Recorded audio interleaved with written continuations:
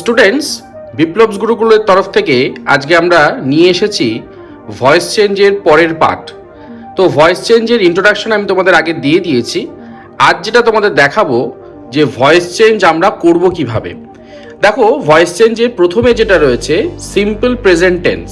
তাহলে simple present টেন্সে খুব সহজ, একদম বেশি কিছু ভাবতে যাবে না।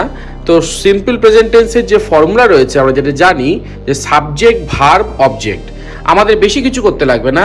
এই যে অবজেক্টটা থাকবে সেটাকে সামনে নিয়ে চলে আসতে হবে। আমি এখানে অবজেক্ট বলেই লিখছি, কিন্তু যদিও বাক্যে কিন্তু এটাই সাবজেক্ট হিসাবে ব্যবহৃত হয়। তো এই যে অবজেক্টটা সোজা এখানে নিয়ে এলাম এবং এই অবজেক্ট অনুযায়ী আমাকে অ্যাম, ইজ অথবা আর লিখতে হবে।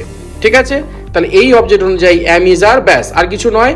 এরপর এই যে ভার্বটা থাকবে সেই ভার্বের থার্ড ফর্ম, ঠিক আছে, এই ভার্বের থার্ড ফর্মটা লিখতে হবে।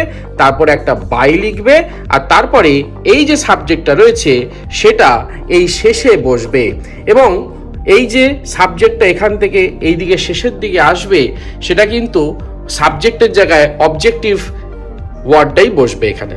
ঠিক আছে, তো যেমন ধরো উদাহরণ দেখাচ্ছি যে আই ইট রাইস।